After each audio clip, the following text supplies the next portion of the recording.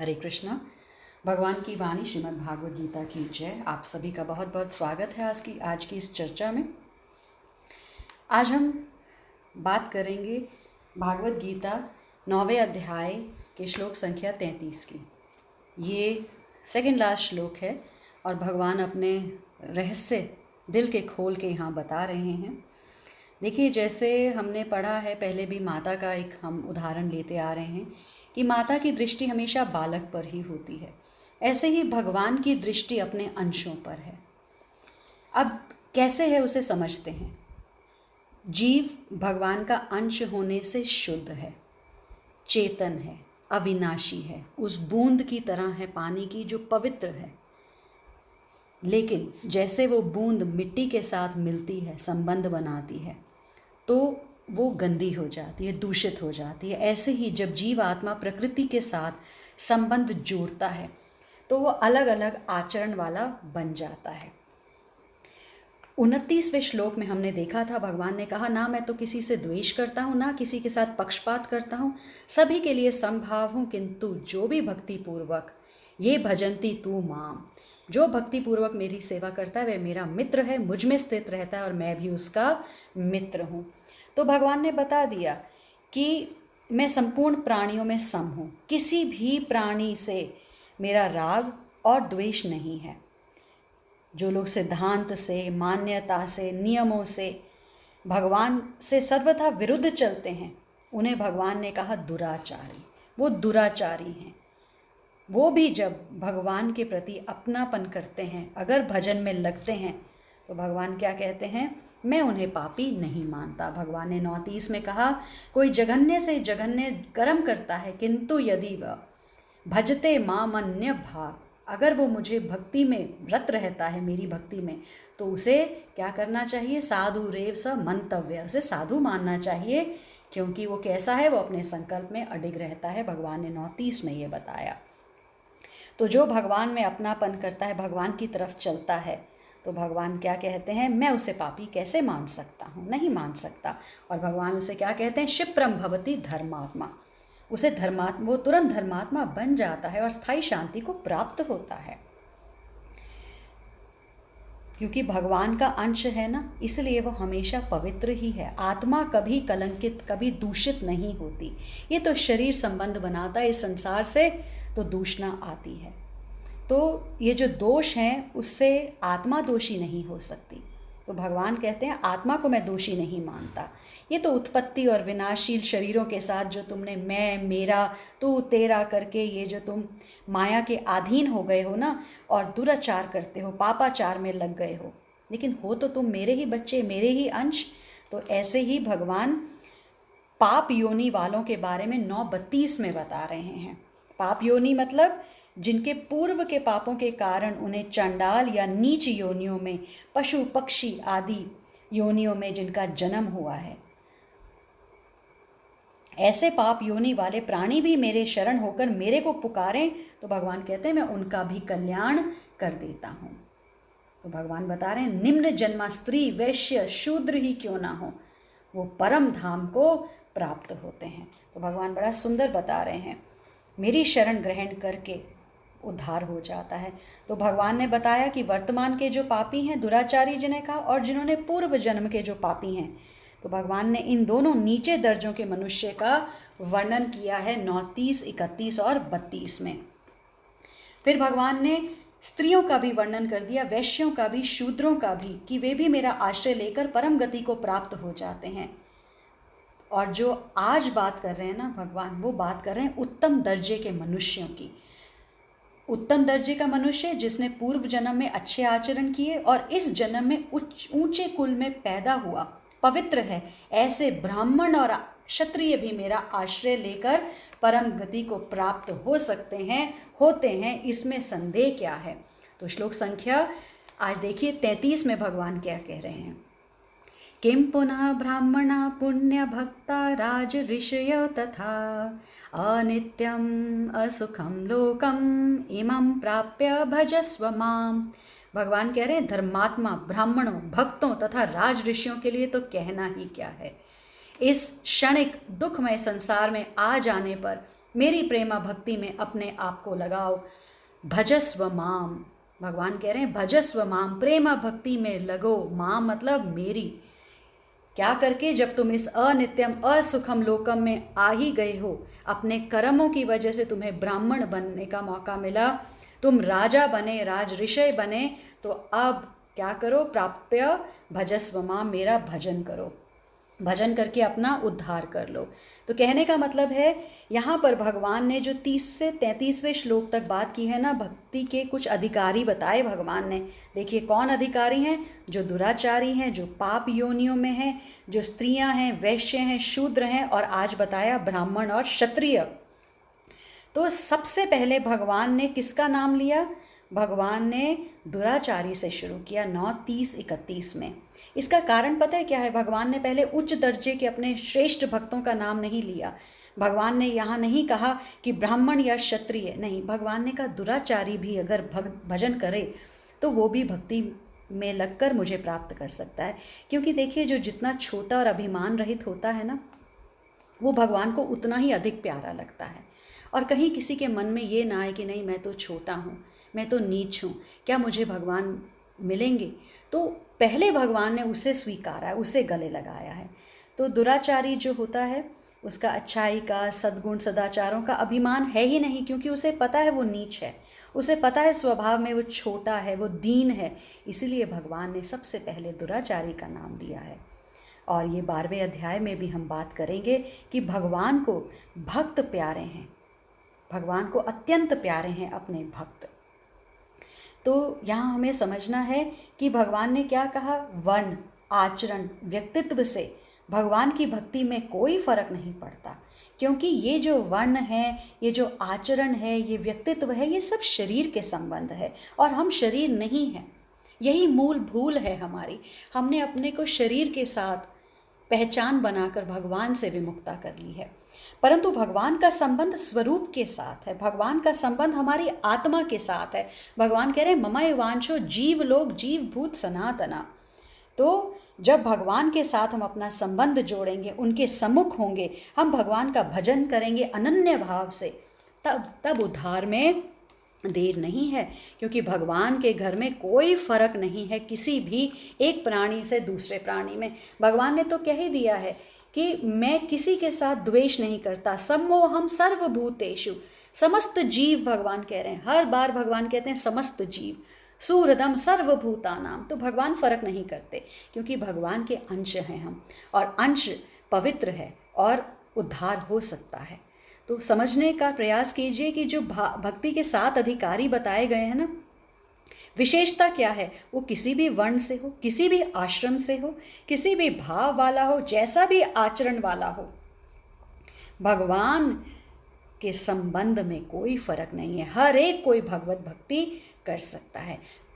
देखिए कोई भगवान को चाहता और नहीं मानता वो बात दूसरी है ना। कोई नराधम है, कोई नास्तिक है, वो भगवान को नहीं मानता, नहीं चाहता, ये एक अलग बात है। लेकिन भगवान की तरफ से कोई भी भक्ति का अधिकारी नहीं है। जैसे एक पिता है, वो अपने सभी बच्चों को बहुत प्रेम करता है, बराबर प्रेम करता है। बच्चों की तरफ से पक्षपात हो सकता है कि कोई बहुत सेवा करता है माता पिता की, कोई बहुत उनका आदर सम्मान करता है, और कोई ऐसा पुत्र है जो उन्हें तिरस्कार उनका करता है। लेकिन पिता की तरफ से कभी कोई कमी नहीं है। ऐसे ही भगवान की तरफ से उनका कोई भी भक्त अनअधिकारी नहीं है, उनका कोई भी अंश। तो मनुष्य भगवान के साथ संबंध जोड़ सकते हैं, है ना, क्योंकि हम ही तो भगवान से विमुख हुए हैं अपनी मूर्खता की वजह से, अपनी भूल की वजह से। भगवान कभी किसी मनुष्य से विमुख नहीं हुए, मुंह हमने मोड़ा है, भगवान ने नहीं मोड़ा। भगवान तो हर प्राणी, हर योनि के हृदय में परमात्मा बनकर बैठे हैं, सुहृद बन के बैठे हैं, इंतज़ार कर रहे हैं कि ये कब मेरी तरफ देखेगा। तो भगवान से विमुख हुए सभी मनुष्य भगवान के सम्मुख होंगे, भगवान के साथ संबंध जोड़ें, भगवान की तरफ चलें, और इसमें स्वतंत्रता है सबकी, सबको सामर्थ्य है, सबको योग्यता भगवान कह रहे हैं मैंने दी है, और सभी अधिकारी हैं। इसलिए भगवान की तरफ चलने में किसी को भी निराश नहीं होना चाहिए। ऊंच नीच की तो बात यहाँ पर है ही नहीं, ये भगवान यहाँ बहुत सुंदर बता रहे हैं। तो दुराचारी से दुराचारी हो, पाप योनियों में हो, स्त्री हो, वैश्य हो, शूद्र हो, ब्राह्मण हो, क्षत्रिय हो, इन सातों से बाहर कोई भी प्राणी नहीं है। कैसा ही जन्म क्यों ना हो, कैसी ही जाति क्यों ना हो, कोई पूर्व जन्म के कितने ही पाप हो, पर भगवान और उनकी भक्ति के मनुष्य सभी अधिकारी हैं, बराबर के अधिकारी हैं। आज बात आई है ब्राह्मण और क्षत्रियों की। तो भगवान ने पहले बात करी वैश्य और शूद्रों की। तो इन चारों वर्णों का नाम इन श्लोकों में आ गया। और 4 वर्णों में केवल पुरुषों का ही नाम नहीं लिया, भगवान ने स्त्रियों का भी नाम इसलिए अलग से ले दिया कि कोई ये ना कहे कि स्त्रियां निम्न होती हैं तो भगवान की भक्ता नहीं हो सकती। और उसके बाद चारों वर्णों से जो नीचे हैं वे यवन, हूण, खस आदि सभी पाप योनियों में आ गए। और मनुष्यों के सिवाय भी देखिए पशु पक्षी भी भगवान ने पाप योनियों में ही गिन लिए, क्योंकि जीव मात्र भगवान का ही अंश होने से भगवान की तरफ चलने में किसी के लिए कोई मनाही नहीं है। ये हमें समझना है। यहाँ भगवान बहुत सुंदर बता रहे हैं, दुराचारी से दुराचारी, नीच से नीच योनि वाला भी भगवत प्राप्ति का अधिकारी है। जाति आचरण को लेकर मनुष्य को भगवत प्राप्ति से निराश नहीं होना चाहिए। जाति और आचरण जो है ना, ये सब अनित्य हैं, बनावटी हैं, ये हमारे समाज के ढकोसले हैं। पर भगवान के साथ मनुष्य का संबंध नित्य है, वास्तविक है, इसे झुटलाया नहीं जा सकता।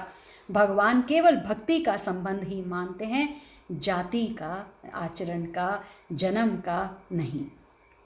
आपने देखा होगा जो संसार के लोग हैं ना, वो क्या देखते हैं, वो सूरत देखते हैं, बाहर के आचरण को देखते हैं, जाति का भेद रखते हैं, लेकिन भीतर के तत्व, सीरत, वास्तविकता को इस संसार के लोग नहीं देखते। लेकिन भगवान क्या देखते हैं, भगवान भीतर के तत्व को देखते हैं, सीरत को देखते हैं। और भगवान इसलिए ये बहुत ज़्यादा यहाँ पर अहमियत दे रहे हैं भगवत भक्ति की, और सभी को भगवान अधिकारी घोषित कर रहे हैं। तो यहाँ उन मनुष्यों की बात है जो भगवान में लग सकते हैं। ये जो हम श्लोक पीछे से पढ़ते आए हैं 9:30 से, कि वर्ण, आश्रम, वेशभूषा, जाति, संप्रदाय अलग अलग होते हुए भी सभी मनुष्य भक्त बन सकते हैं और भगवान को प्राप्त कर सकते हैं। कोई छोटा बड़ा नहीं, कोई अनअधिकारी नहीं, हो ही नहीं सकता, भगवान कह रहे हैं। यहाँ पर बहुत सुंदर ये भगवान ने कहा है, इसे समझने का प्रयास करते हैं। देखिए, जब भगवान ने दुराचारी और पाप योनियों वालों को, स्त्रियों को, वैश्यों को, शूद्रों को, सबको कहा है मेरी शरण होकर, मेरा आश्रय लेकर परम गति को प्राप्त किया जा सकता है, परम पवित्रता प्राप्त की जा सकती है, तो फिर सोचिए जो पूर्व जन्म के आचरण जिनके अच्छे हों और इस जन्म में भी उत्तम कुल में जन्म लिया हो, ऐसे पवित्र ब्राह्मण, पवित्र क्षत्रिय अगर भगवान की शरण हो जाएं, भगवान के भक्त बन जाएं, तो परम प्राप्ति होगी ही होगी, परम गति को प्राप्त हो जाएंगे। इसमें कहना ही क्या है।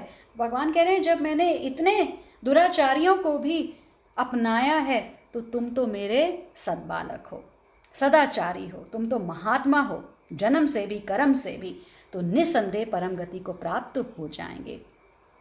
तो भगवान ने जब बताया दुराचारी, तो आज कह रहे हैं पुण्य। पुण्य मतलब जो पवित्र आचरण करने वाले हैं। किम पुण्य ब्राह्मणा। और 32वें श्लोक में भगवान ने क्या कहा था, पाप योन्य, और आज कह रहे हैं ब्राह्मण। तो ये जो हैं, ये विपक्ष की बात आज भगवान कर रहे हैं कि ब्राह्मण सदाचारी भी है, पवित्र जन्म वाले भी हैं, और ऐसे ही शुद्ध आचरण वाले क्षत्रिय हैं। और उनकी पवित्रता बताने के लिए भगवान यहाँ शब्द यूज कर रहे हैं ऋषि। भगवान कह रहे हैं पुण्य ब्राह्मणा तथा राज ऋषय भक्ता किम पुनः इमम अनित्यम सुखम लोकम प्राप्य माम भजस्व मम। तो यहाँ कहने का मतलब है पूर्व जन्म के आचरण भी इनके शुद्ध रहे और इस जन्म में भी सर्वथा पवित्र रहे। ऐसे ब्राह्मण और क्षत्रिय का उद्धार निसंदेह होगा ही होगा। तो भगवान आश्वासन दे रहे हैं इन श्लोकों में। आगे भगवान कह रहे हैं अनित्यम सुखम लोकम इमम प्राप्य भजस माम। भगवान कह रहे हैं ये जो मनुष्य जन्म तुम्हें मिला है ना, ये ऐसा मनुष्य जन्म है, दुर्लभ है ये, इसे अंतिम जन्म बनाओ, इसके बाद दोबारा इस दुख आलम में आना ना पड़े। इसे पाकर भगवान को पाने का प्रयास करो। मनुष्य जन्म पाया है ना, भगवान के शरण होकर अब भगवान को पा लेने का प्रयास करो। मनुष्य जन्म अति पवित्र है और ये क्या बताए, अनित्यम, अनित्य है, अर्थात ये रहने वाला नहीं है, किसी भी समय छूट जाएगा। किसी को पता थोड़ी है कि अगला क्षण उसने देखना है या नहीं देखना, इसका किसी को भी पता नहीं है। इसलिए जल्दी से जल्दी अपने आप को भगवान की सेवा में रत करना चाहिए। ऐसे ही मैं टहल रही थी बाहर, तो मैंने एक गाना सुना और मैं यही श्लोक पढ़ रही थी, मौत आनी है आएगी एक दिन, जान जानी है जाएगी एक दिन, ऐसी बातों से क्या घबराना। तो मेरे मन में एकदम से यही बात आई कि कितनी सही बात है, जिसने लिखा है बिल्कुल सही लिखा है। काश वो ये संदेश दे पाते कि भगवान की भक्ति में लगो। उन्होंने कहा ज़िंदगी एक सफ़र है सुहाना, बिल्कुल बहुत सुहाना सफ़र है। मनुष्य जीवन बड़ा दुर्लभ है, बड़ी मुश्किल से मिलता है और इसी जन्म में भक्ति बहुत सुगमता से मिल जाती है, बहुत सुलभता से मिल जाती है, सुसुखम है, आसानी से भगवान की प्राप्ति हो सकती है। तो ये किसी भी समय छूट जाएगा, इसलिए जल्दी से जल्दी अपने उद्धार में लग जाना चाहिए, भगवत भक्ति में लग जाना चाहिए। तो इस मनुष्य शरीर में देखिए सुख नहीं है। भगवान ने ये पहली बार नहीं कहा है, आज कह रहे हैं भगवान अनित्यम है ये लोकम और असुखम है ये लोक। अनित्यम का मतलब ये टिकने वाला नहीं है, ये सब यहाँ पर टेम्पररी है। तो क्या पहले बार भगवान कह रहे नहीं, भगवान ने पहले भी अर्जुन को कहा 9वें अध्याय में पहले श्लोक में क्या कहा। भगवान कह रहे हैं यज्ञात्वा मोक्षसे अशुभात्, इस ज्ञान को जो मैं तुम्हें आज दे रहा हूँ, परम गुह्य ज्ञान, इसे जानकर तुम संसार के सारे कलेशों से मुक्त हो जाओगे। इसका मतलब ये संसार कलेशों का घर है। इससे पहले 8:15 में भगवान ने कहा था दुःखालयम अशाश्वतम माम उपेत्य पुनर्जन्म दुःखालयम अशाश्वतम नाप्नुवन्ति महात्मनम संसिद्धिम परमम गता। भगवान ने इस संसार को क्या बताया है कि ये मृत्यु का घर है, मृत्यु लोक कहा जाता है, यहाँ कुछ नहीं टिकता, जो आया है उसको जाना ही है। ये जन्म जिसने लिया है उसकी मृत्यु होगी ही होगी। तो हमें समझना है कि ये असुखम है। तो मनुष्य जन्म जो जहाँ लिया, ये दुखालय में जन्म ले लिया हमने। मनुष्य शरीर तो बहुत अच्छा है, सुलभता से भक्ति भगवान की प्राप्ति हो सकती है, लेकिन मनुष्य शरीर मिलने पर अगर हम सुख भोग के लिए ललचाने लग जाएं तो वो कहाँ की समझदारी है। नहीं, यहाँ बताया गया है कि मनुष्य जीवन मिलने पर अगर तुम ललचाना शुरू कर दो तो ये समझदारी नहीं है। 5:22 में भी यही बात कही गई है कि बुद्धिमान मनुष्य दुख के कारणों में भाग नहीं लेता। दुख का कारण क्या है? ये शरीर के राग द्वेष सुख दुख में। तो मनुष्य जो बुद्धिमान है वो दुख के कारणों में भाग नहीं लेता, जो कि भौतिक इंद्रियों के संसर्ग से उत्पन्न होते हैं। हे कुंती पुत्र, ऐसे भोगों का आदि तथा अंत होता है, और जबकि आत्मा क्या है, वो शाश्वत है, वो शाश्वत आनंद शाश्वत सत्य जानना चाहती है, और चतुर व्यक्ति उनमें आनंद नहीं लेता। भगवान कह रहे हैं न तेषु रमते बुधा, जो समझदार व्यक्ति है वो ऐसे इंद्रिय सुखों में नहीं पड़ता, क्योंकि ये जो मनुष्य योनि है ये इंद्रिय सुख के लिए अधिक श्रम यहाँ नहीं करना चाहिए। ये सुख तो सूकरों को भी प्राप्य है। देखिए सूकर को भी खाना मिल जाता है, संभोग करना मिल जाता है, तो मनुष्य जीवन पाकर भी तुम यही करोगे? नहीं, इसकी अपेक्षा तुम्हें इस जीवन में तप करना चाहिए, जिससे तुम्हारा जीवन पवित्र हो जाए और तुम असीम दिव्य सुख प्राप्त कर सको। ये दिव्य सुख क्या है? ये भगवान की भक्ति है। अर्थात जो दिव्य है, ज्ञानी है, जो इंद्रिय सुखों की ओर आकृष्ट नहीं होते, वे निरंतर भव रोग के कारण है, और जो भौतिक सुख के प्रति जितना ही आसक्त होता है वो उतने ही अधिक भौतिक दुख मिलते हैं। आप देखिए, आप जितनी बड़ी गाड़ी लाएंगे उसकी मेंटेनेंस भी उतनी ही मुश्किल होगी, क्योंकि जितना बड़ा सुख वो दुख भी उतना बड़ा ही देगा। सफ़ेद हाथी लाएंगे, उसे पालना बहुत मुश्किल है।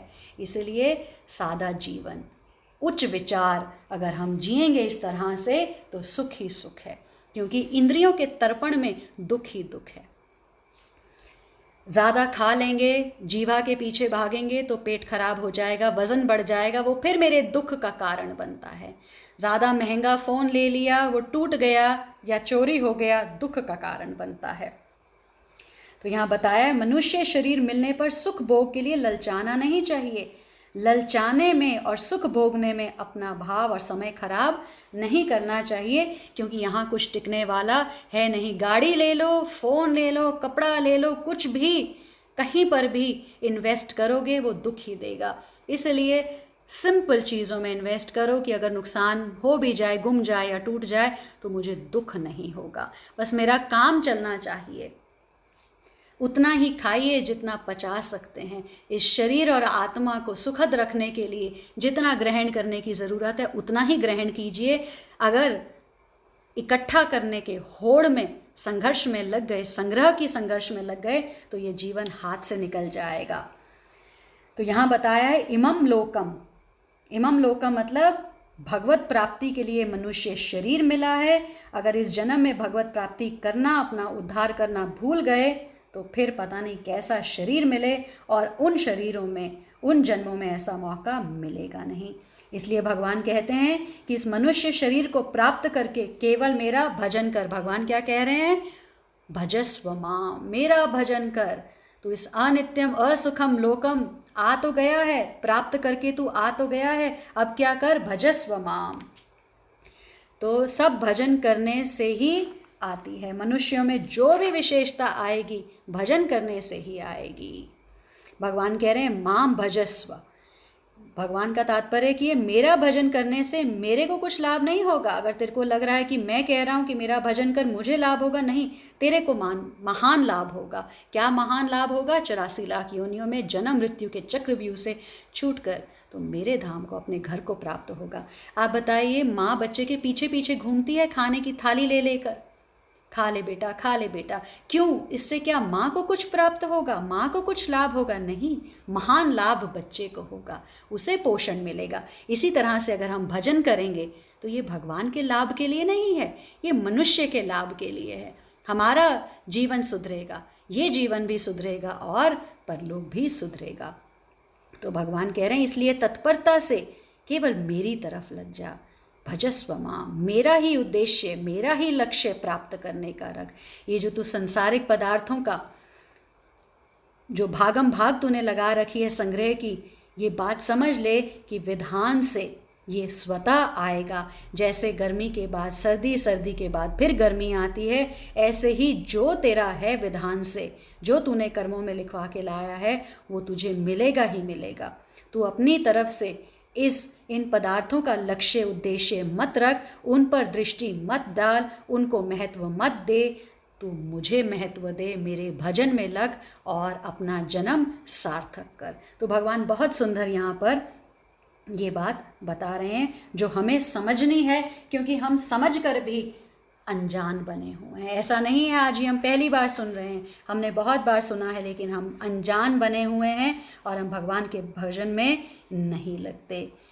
इस संसार में कई श्रेणियों के लोग हैं, तो भी ये संसार किसी के लिए भी सुखमय स्थान नहीं है। अगर आप सोचे नहीं कुछ पैसा कमा लूँ फिर सुखी हो जाऊँगा, जो अमीर हैं वो सुखी हैं, तो आज ये जो वैश्विक महामारी है उसने किसी को भी नहीं बख्शा है। जो अच्छे से अच्छे देश हैं, जिनमें सारी सहूलियतें हैं, वो भी आज इस वैश्विक महामारी से लड़ रही हैं, क्योंकि ये सुखमय स्थान नहीं है। भगवान ने कहा ये अनित्यम असुखम लोकम है, अनित्य है और दुखमय है और किसी भी भले मनुष्य के रहने लायक नहीं है। तो भगवान इस संसार को क्षणिक तथा दुखमय घोषित बार बार कर रहे हैं। तो ये मिथ्या नहीं है, अनित्य है। ये संसार है लेकिन टिकने वाला नहीं है। और एक दूसरा संसार भी है जहाँ भगवान हमें न्योता दे रहे हैं, जो नित्य है और वो सुखमय संसार है, आनंदमय संसार है। वो संसार नित्य है। जैसे भगवान सत्यचित आनंद हैं, वैसे ही वो भी सत्यचित आनंद धाम है जहाँ भगवान हमें बुला रहे हैं। तो अर्जुन का जन्म ऋषि तुल्य राजकुल में हुआ है, अतः भगवान उससे ये कह रहे हैं कि मेरी सेवा करो और शीघ्र ही मेरे धाम को प्राप्त करो। तो किसी को भी इस अनित्य संसार में नहीं रहना चाहिए, क्योंकि यह दुखमय है। वही गाड़ी, वही पत्नी, वही बच्चे, आप देखिए समझदारी से आंखें खोलकर, वही आपके दुख का कारण है।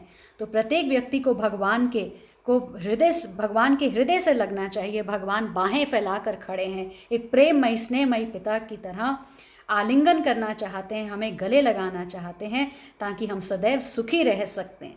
तो भगवत भक्ति ही एकमात्र ऐसी विधि है जिसके द्वारा सभी वर्गों के लोगों की सारी समस्याएं सुलझा जा सकती हैं। भगवान ने 7 अधिकारी भक्ति के बता दिए हैं, जैसे हमने पहले पढ़ा है। तो अतः प्रत्येक व्यक्ति को भगवान की भक्ति को स्वीकार करके अपने जीवन को सफल बनाना चाहिए, इसी में समझदारी है। हरे कृष्ण कृष्ण कृष्ण हरे हरे, हरे राम राम राम हरे हरे। तो भगवान ने यहाँ कहा है किम पुनः ब्राह्मणा पुण्य भक्ता राज ऋष्यस्तथा। भगवान ने ये भक्त शब्द क्यों इस्तेमाल किया है? क्योंकि पवित्र आचरण वाले जो ब्राह्मण हैं और ऋषि स्वरूप जो क्षत्रिय हैं, भगवान उनकी महिमा का वर्णन नहीं कर रहे। भगवान कह रहे हैं उनमें जो भक्ति है वो भक्ति की महिमा है। तो कहने का मतलब है कि भगवान का ना तो दुराचारी पाप योनियों के साथ द्वेष है और ना ही पुण्य आत्मा ब्राह्मणों और क्षत्रियों के साथ भगवान पक्षपात करते हैं। वे सभी प्राणियों के लिए समान हैं, एक जैसे हैं, जैसे 9:29 में भगवान ने कहा। परंतु यहाँ जो महत्वपूर्ण बात है वो ये है कि जो प्रेम पूर्वक भगवान का भजन करता है वह किसी भी देश, वेश, वर्ण, आश्रम, जाति, संप्रदाय आदि का क्यों ना हो, उसका भगवान से घनिष्ठ संबंध है।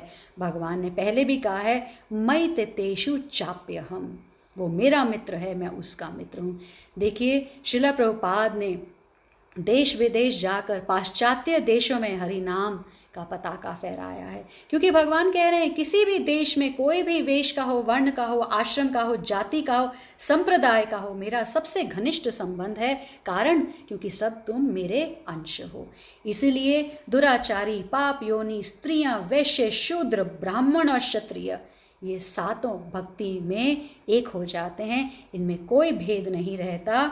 भगवान क्या कह रहे हैं यहाँ, हमें अपने भजन करने का की आज्ञा दे रहे हैं, भजस्व माम निर्देश दे रहे हैं। भजन करने का अर्थ क्या होता है? भगवान के सम्मुख हो जाना, अपने जीवन को ऐसे ढालना जिसमें भजन ही महत्वपूर्ण हो, भगवान में अपनापन होना। देखिए हमारी अपनी पुरानी चप्पल से भी अपनापन होता है, पुराना कपड़े से भी अपनापन होता है, अपने बच्चों से अपनापन है, लेकिन प्रभु से अभी हमारा अपनापन नहीं है और यही भूल है हमारी। हमने भगवान को ऑर्डर सप्लायर बना रखा है, जब कोई ज़रूरत हुई तो मंदिर पहुंच गए भगवान से मांगने के लिए। अपनापन तो है ही नहीं, अपनापन होता तो भगवान मिल जाते। तो भजन करने से अपनापन आएगा, श्रवण करने से भागवत गीता अपनापन आएगा, श्रीमद् भागवतम की लीलाओं का श्रवण कीर्तन करने से अपनापन आएगा, नाम जप करने से अपनापन आएगा। तो भगवान की प्राप्ति का उद्देश्य होना चाहिए मनुष्य जीवन में भगवत बुद्धि से दूसरों की सेवा करना, दूसरों को देने का भाव रखना। लेकिन किस बुद्धि से? भगवत बुद्धि से, देहात्म बुद्धि से नहीं। मैं शरीर हूँ, मैं दान कर रहा हूँ, मेरी फोटो आए, सब मेरा मान करें, मेरी प्रतिष्ठा बढ़े, नहीं। इस बुद्धि से नहीं, भगवत बुद्धि से कि मैं तो दास हूँ भगवान का और भगवान ने मुझे निमित्त बनाया है। तो इस तरह से सबकी सहायता करना भी भजन है। सेवा भाव ज़रूर रखिए, लेकिन भगवत बुद्धि से रखिए। तो भगवान अनित्य सुख रहित इस शरीर को पाकर हम जीते रहें, सुख भोगते रहें, नहीं, ये कामना नहीं करनी है। इस कामना को छोड़ना है, क्योंकि ये अनित्य है, सुख रहित है ये संसार, ये शरीर। तो हमें ऐसी कामना को छोड़कर भगवान का भजन करना चाहिए। कारण कि संसार में सुख है ही नहीं, केवल भ्रम है। जैसे डेजर्ट में, रेगिस्तान में क्या होता है? मृगमारीचिका, वहाँ पर पानी नहीं होता, भ्रम होता है और उस भ्रम में ही भाग भाग कर पशु मर जाता है। तो ऐसे ही सुख का भ्रम है, सुख है नहीं यहाँ पर। ऐसे ही जीने का भी भ्रम है। हम जी थोड़ी रहे हैं। जो हम हैप्पी बर्थडे गाते हैं हर साल, हम तो मृत्यु के 1 साल और करीब आ गए, तो हमें भ्रम हो रहा है। हम तो प्रति क्षण मर रहे हैं। आप अपना फ़ोटो पुराना उठाकर देख लीजिए, वो बालक का शरीर कहाँ गया, वो जवानी का शरीर कहाँ गया? तो मृत हो गया, वो तो मर रहा है दिन ब दिन, क्षण भर क्षण ये शरीर मर रहा है। तो भगवान कह रहे हैं प्रेम पूर्वक मेरा भजन करो, मेरे में लगो, तुम मेरे हो। इसलिए भगवान ने यहाँ पर आज्ञा दी है, भजस्व माम, निर्देश दे रहे हैं क्योंकि वो हमारा भला चाहते हैं। आप सभी का बहुत बहुत धन्यवाद। हरे कृष्णा।